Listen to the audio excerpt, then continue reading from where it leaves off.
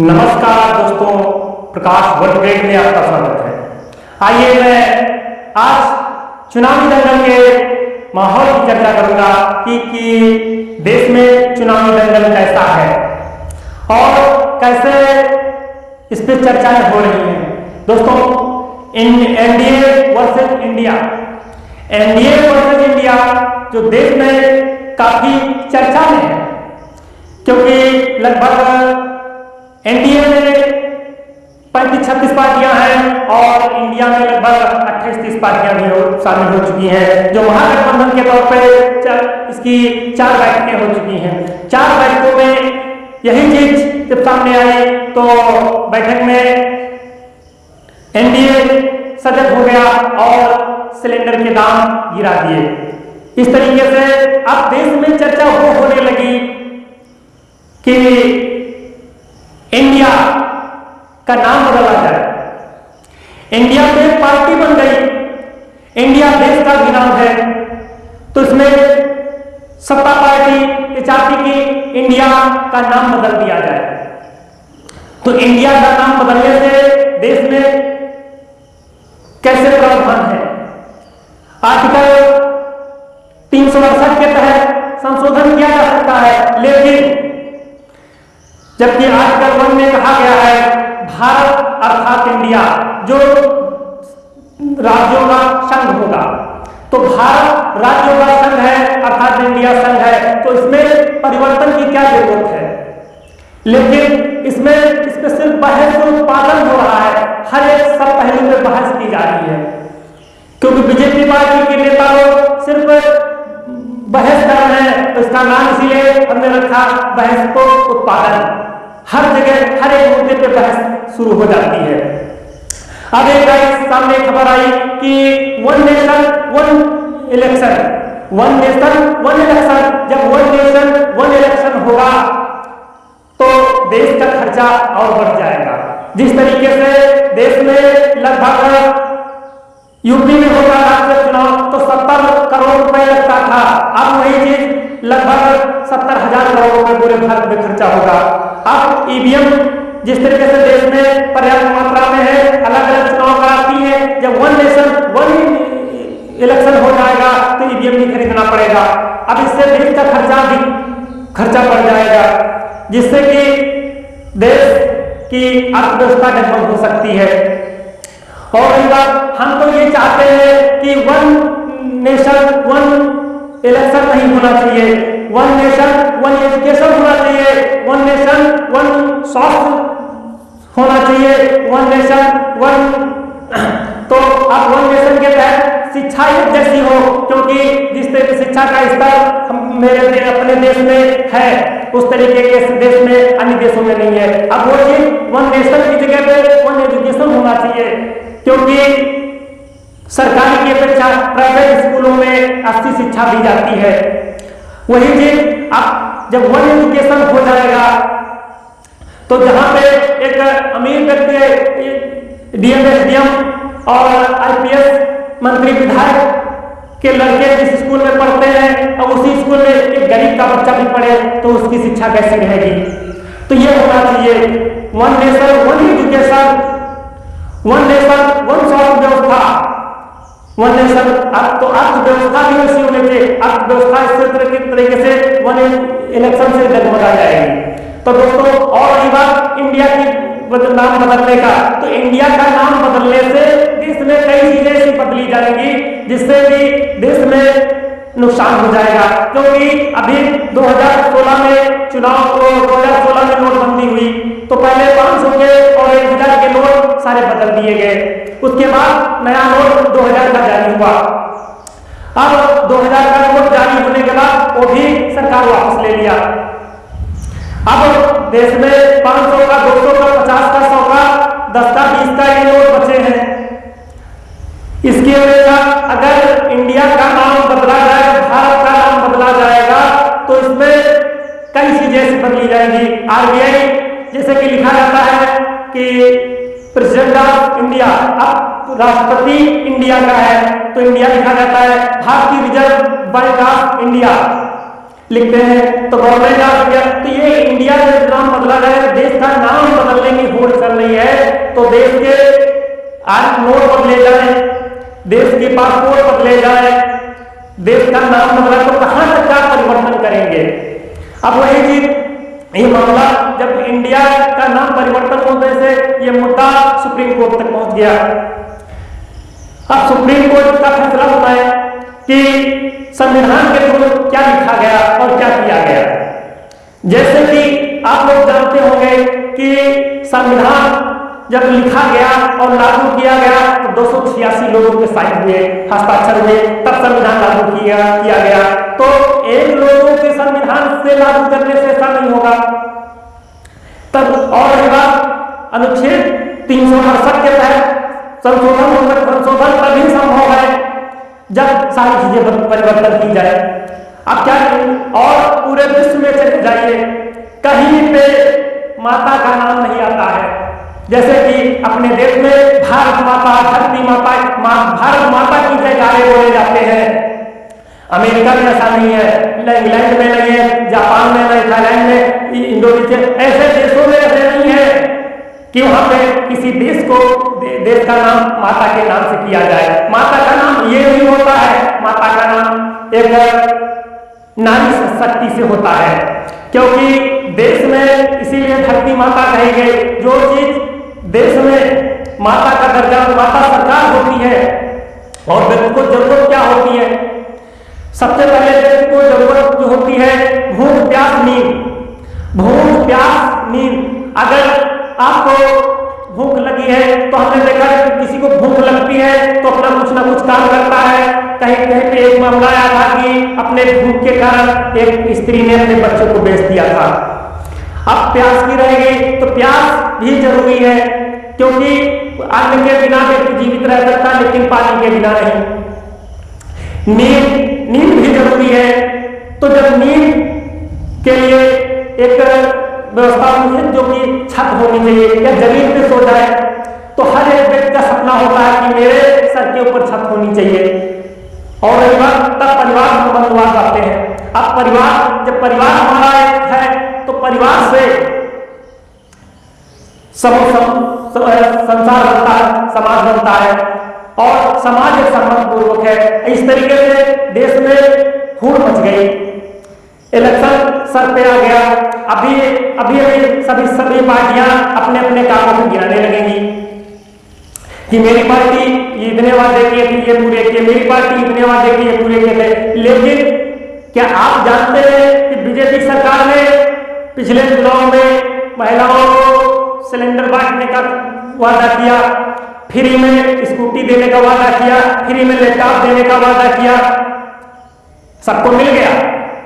सब जितनी महिलाएं कहा गया कि साल में 2 बार सिलेंडर फ्री मिलेगा, एक दीपावली पे, होली पे, तो क्या कितने लोगों को फ्री मिला आप लोग जानते होंगे।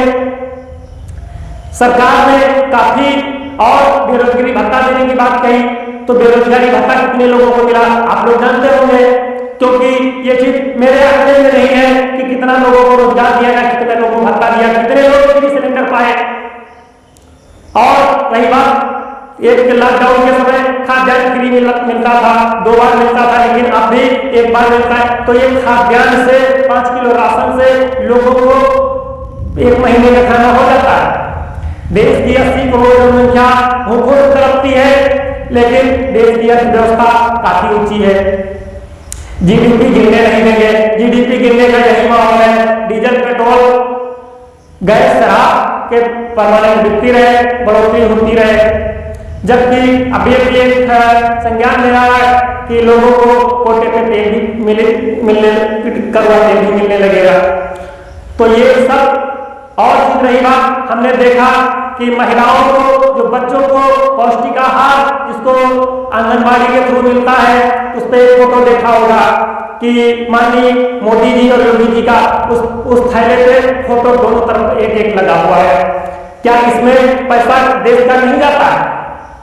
और चुनाव प्रचार में सबसे अहम भूमिका मोदी जी निभा रहे हैं, क्योंकि जहां पे ऐसे विवाद हो रहे हैं, जहां पे लोगों को अत्याचार हो रहा है, लोगों के घर जलाए जा रहे हैं, स्त्रियों का मान सम्मान घटाया जा रहा है, उनकी आबरू लूटी जा रही है, वहां पे सरकार नहीं जा रही है, क्योंकि यहाँ पे चुनाव प्रसार में लगी हुई है। चुनाव प्रसार में जहां तक देखा गया कि अब इसका आंकड़ा हम दूसरे वीडियो में देंगे कि कितने रैली और कितना पैसा खर्चा किया, अरबों करोड़ों रुपए देश के प्रचार में जा रहा है हमारे माननीय मोदी जी करते हैं। ये देश की संचित निश्चय है। क्या हम तो चाहते हैं कि जो प्रचार प्रसार होता है कि पार्टी के खर्चे पे होना चाहिए, ना कि देश के खर्चे पे। लेकिन सत्ता में है तो ये सारे खर्चे सरकार देश की संचित निश्चय कर रही है। अब इसी पे बात पे कुछ लोग इस पे विवाद करने लगेंगे कि आपको ऐसे कैसे जानकारी है, क्योंकि जहां पे एक रैलियां होती है, चाहे पार्टी के नेता सभी लोग सब जगह जगह जाते हैं, क्योंकि कैबिनेट मंत्री के लगभग 40 से 42 मंत्रियों को प्रचार प्रसार में भेजा गया। हर राज्य में चुनाव आना है तो अब जब हर राज्य में चुनाव, हर राज्य में प्रचार प्रसार होना है, जहां पे लोगों को परेशानियां हो रही है, प्रशासन सब सही नहीं है, वहां पे नहीं जाते हैं लोगों की समस्या सुनने के लिए, लेकिन प्रचार और प्रसार में सरकार लगी हुई है। तो आप लोग इस तरीके के माहौल में और मुझे ध्यान दीजिएगा। अभी चुनाव आने वाला है 2024 में जब चुनाव आएगा तो आप लोग अपने वोट की कीमत समझें और वोट को उस तरीके में आप मतदान करें जिससे आपका और आपके भविष्य का, आपके देश का भला हो, ना कि किसी एक ही व्यक्ति का। क्योंकि सरकार जिस तरीके से चल रही है, अपने सारे वादे, जितने वादे किए सारे वादे पूरे नहीं किए, क्योंकि कहना तो कुछ और है, करना कुछ और है। अब रही बात देश में हर बात संशोधन किया। दूसरी बात, देश में जो पार्टी के नेता इधर उधर दल बदल करते हैं तो क्या वही नेता एक सत्ता में आ जाए तो क्या अपना जो भ्रष्टाचार बंद कर देंगे? कदापि नहीं होगा। क्योंकि आप लोग देखते होंगे इस एक पार्टी से नेता जिस पार्टी का बहुमत जाने वाला होता है उससे हट करके पूर्ण बहुमत में आने वाली सरकार को सपोर्ट करने लगता है। जब उसमें आ जाता है तो अपने फिर वही कार्य शुरू कर देता है। तो आप लोग अपने वोट की कीमत समझें और पहचाने और किसी के बहकावे में ना आए। और दारू मुर्गा शराब पे वही दारू मुर्गा और साड़ियां चांदी में जिसपे आप पैसों में ना बिके। किसी ने कहा है कि ये पैसा जो है ये वोट खरीदता, तो पैसे में वोट अपनी मत बेचिए, क्योंकि अपने वोट की कीमत समझिए। ये आपका अधिकार है, आपके संविधान का अधिकार दिया हुआ है, किसी का नहीं है। क्योंकि वही कि अगर देश का संविधान नहीं होता तो आप लोग वोट भी नहीं डाल सकते, क्योंकि इससे पहले देश आजादी से पहले लोगों को वोट डालने का अधिकार नहीं था। सभी लोग वोट नहीं डाल सकते थे, सिर्फ वरिष्ठ लोग ही, जो अमीर लोग थे वही वोट डालते, वही मतदान करते थे। तो वोट का अधिकार हमारे संविधान से मिला, तो वोट का संविधान से जब अधिकार मिला तो हम अपने वोट को सही क्यों नहीं यूज करते? क्यों हम माफिया गुंडों को और अपराधियों को हम मतदान करें? ये मत समझिए, क्योंकि सरकार अपनी चुप्पी साधे हुई है। जो देश में कम अपराधी हैं उनको सजा मिलती है, जिनके पास काफी बड़े बड़े अपराध हैं उनको सजा नहीं मिलती है। एक केस नहीं, आपका इसका प्रभाव आप लोग जानते होंगे, क्योंकि मुझे कहने की जरूरत नहीं है। तो इस वजह से देश में एक साथ चुनाव होने से जो वन नेशन वन इलेक्शन की बात कही गई, तो इस तरीके से देश में जो सचिन पे बोझ बढ़ जाएगा, खर्चा अधिक हो जाएगा। तो छोटे छोटे चुनाव होते, अब एक साथ चुनाव होने में पार्टी ने कहा कि एक साथ चुनाव होने से पूरी योजना लागू हो जाएगी। ये कैसे संभव है? योजनाएं पूरी तौर से तब भी लागू होंगी लागू करने वाले ठीक हो। क्या 5 साल में जो काम करते हैं, योजनाएं बनाते हैं, क्या उनकी योजनाएं लागू नहीं की जाती? लेकिन लागू होती। जब लागू करने वाले ठीक हो जरूर लागू होगी, जब प्रशासन सख्त होगा जरूर लागू होगी, लेकिन वहां पे ढीलापन होता है। सिर्फ पैसे का खेल है। तो दुनिया पैसे के लिए है, ना कि समाज के लिए। समाज जो है तो उस तरीके का समाज है। लोग अपने को नहीं समझते, अपने भविष्य को नहीं समझते, लेकिन वर्तमान को समझते हैं। अभी किसानों के खाते में लोगों को सरकार पैसे डालने की बात कही कि हम 15 लाख देंगे, 15,000 देंगे। इस तरीके के लोगों के खाते में श्रमिक कार्ड जो बना, लेबर कार्ड जो बनाया गया, लेकिन लेबर कार्ड में सबके पैसे नहीं आए। कुछ लोगों को मिले, तो जब 100 लोगों में से 20 लोगों को मिले तो 20 लोगों को ही चिल्लाने लगे कि पैसा मिल गया मिल गया मिल गया। 80 लोग वैसे ही रहे, लेकिन कि मिला, लेकिन बनाने वालों को नहीं मिला। जब सरकार एक तरफ से दे रही है, एक तरफ से अकाउंट खुलवाए तो सबको पैसा बढ़ाकर वितरित करती है, लेकिन नहीं, सिर्फ प्रचार प्रसार करने में लगी हुई है। तो आप इस तरह के प्रचार और प्रसार में ना आए, किसी के झांसे में ना पड़े, अपने मत का सही प्रयोग करें और उचित करें, क्योंकि आप लोगों को जागरूक होना है, सजग होना है। किस तरीके से हमारे देश को चलाने वाला चाहिए। हमारा देश एक विकसित देश होना चाहिए, तो विकसित देश बनाने के लिए अच्छे व्यक्तियों के हाथ में बागडोर होनी चाहिए, ना कि भ्रष्ट लोगों के हाथ। जब विकसित अच्छे शिक्षित लोगों के हाथ होगा तो देश बहाल होगा, वरना फिर बदहाल हो जाएगा। देश की हालत सुधरी नहीं है।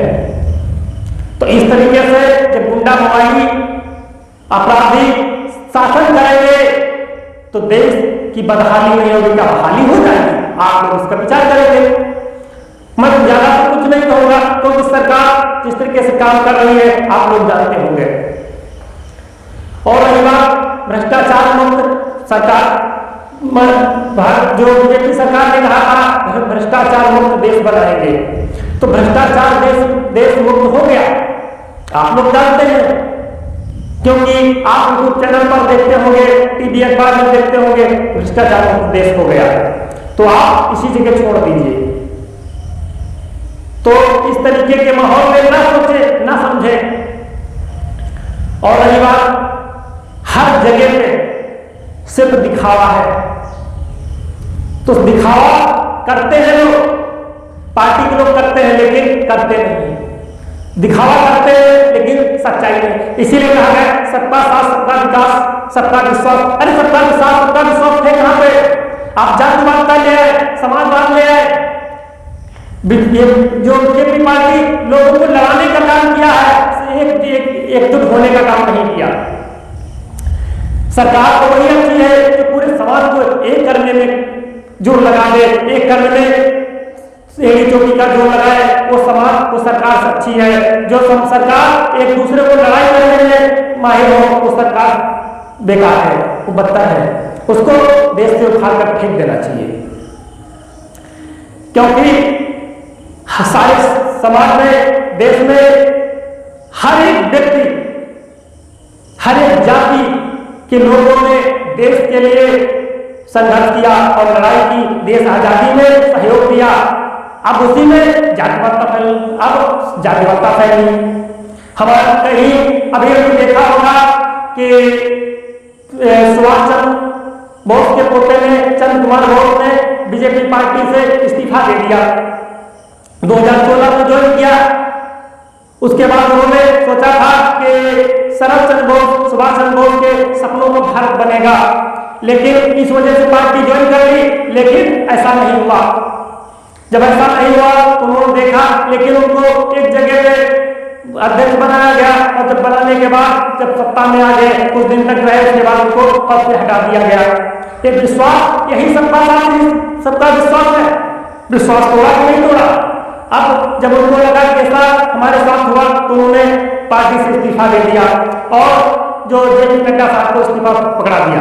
अब रही बात, जेपी नड्डा साहब को इस्तीफा पकड़ा, लेकिन अपनी बातों को समाज में रखा कि बीजेपी पार्टी देश के साथ क्या करना चाहती है। तो उन लोगों को सिर्फ देश में समाजवाद नहीं बल्कि रामराज का प्रयोग होना है, क्योंकि ये चाहते हैं जिस तरीके से माहौल में देश आजादी से पहले लोग गुलामी की जंजीरों में जगह जो गुलामी करते थे, वही समाज में फैलाना चाहते हैं। तो आप इस तरीके के माहौल को उखाड़ कर फेंकें और अपने मत का सही प्रयोग करें, उचित करें और समझ बूझ करके मतदान करें। क्योंकि ये आपका देश है, आपके बच्चों का देश है, आपके भविष्य का देश है। क्योंकि आप इसी जगह खतरे में कर देंगे तो आगे आपका भविष्य और बच्चों का भविष्य बिगड़ जाएगा।